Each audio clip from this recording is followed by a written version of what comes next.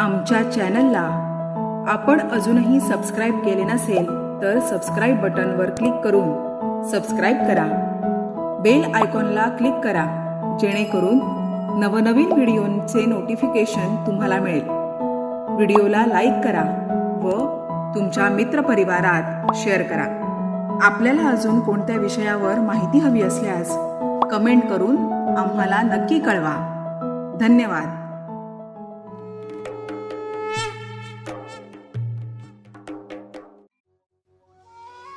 श्री गणेश पुराण अध्याय 86 षडानन जन्मकथा.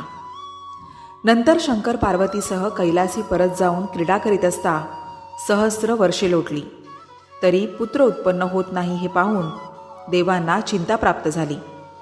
त्यांनी अग्नीला बोलावून त्यास म्हटले, मदनाने आपल्या पराक्रमाने शंकराला मोहित करून जशी आमची कामगिरी केली तशी तूही आमची एक कामगिरी केली पाहिजे.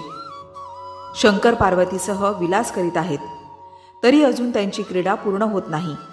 यासाठी तू आमच्या प्रार्थनेचे त्यास स्मरण करून दे. तू मोठा पराक्रमी असल्यामुळे शंकरांना सूचना देण्याची कामगिरी आपल्या शिरावर घे.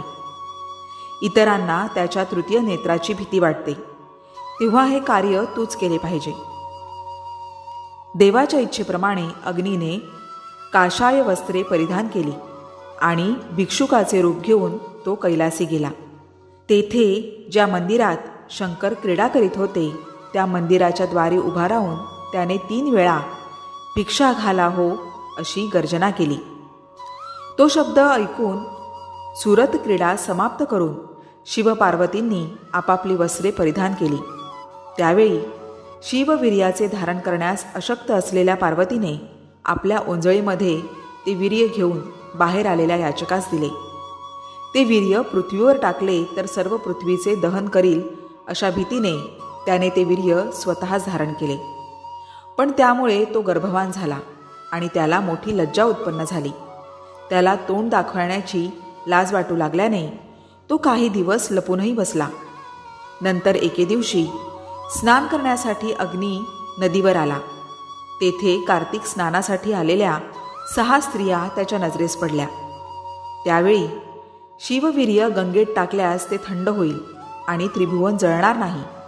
शिवाय गंगा ही शंकराची अर्धांगिणी असल्यामुळे ती ते वीर्य धारण करण्यास समर्थ होऊन देवांचा कार्यभाग होईल असे मनात येऊन त्याने ते वीर्य गंगेत सोडले. त्या वीर्याचे 6 भाग होऊन ते गंगेत नग्न स्नान करणाऱ्या स्त्रियांच्या शरीरात शिरले. ज्ञानदृष्टी असलेल्या त्याच्या पतीने त्या गरोदर आहेत असे जाणले आणि गर्भत्याग न केल्यास आम्ही तुमचा स्वीकार करणार नाही असे त्यास सांगितले. म्हणून त्या तशाच पुन्हा गंगेच्या तीरी गेल्या व त्यांनी आपले गर्भ टाकले. त्या 6 गर्भापासून 6 मुखांचा व 12 हातांचा एक सुंदर बालक उत्पन्न झाला. त्याचवेळी नारद तेथे गंगास्नानास आले असल्याने ते बालक त्यांच्या दृष्टीस पडले. नारदाने कैलासी जाऊन पुत्र उत्पत्तीचे वर्तमान शंकराला निवेदन केले व हे ऐकून सर्व देवांस फार आनंद झाला. अध्याय 86 समाप्त. श्री गणेश पुराण अध्याय 87 कार्तिकेय कथा पुढे सुरू. ब्रह्मदेव सांगतात, त्या सुंदर बालकाला पाहिल्याबरोबर पार्वतीच्या स्तनास पाना फुटला आणि तिने त्याला पटकन घेतले. तिला गंभीर स्वराने गंगा म्हणाली, हा बालक माझा आहे. इतक्यात अग्नी आणि त्या कृतिका नावाच्या 6 स्त्रियाही तिथे आल्या आणि त्याही ते बालक आपले म्हणू लागल्या. त्यावेळी त्यांचा मोठा कलह लागला. म्हणून ती सर्वजण कैलासावर शंकराकडे गेली. त्यावेळी बालक पार्वतीच्या कडेवर होते. तिने मंदिरामध्ये प्रथम प्रवेश केला. शंकराने ते बालक पाहताच एकदम त्यास आपल्या मांडीवर घेतले आणि त्याच्या मस्तकाचे अवघ्राण केले. शंकराने स्वतः त्या बालकाचा स्वीकार केल्यामुळे गंगा, अग्नी आणि कृतिका निराश होऊन आपापल्या स्थानी निघून गेले. त्याचे नामकरण करण्यासाठी ब्रह्मदेव आणि बृहस्पती कैलासी आले. त्यांनी त्या बालकाची जी नावे ठेवली ती येणेप्रमाणे. कार्तिकात जन्म झाला म्हणून कार्तिकेय, पार्वतीचा नंदन म्हणून पार्वतीनंदन. शर नावाच्या तृणापासून त्याचा जन्म झाला म्हणून शरजन्मा. तसेच कृतिकादी 6 मातांपासून त्याचा जन्म झाला म्हणून कार्तिकेय आणि शाणमातूर. तो तारकासुराचा वध करील म्हणून तारकाजित.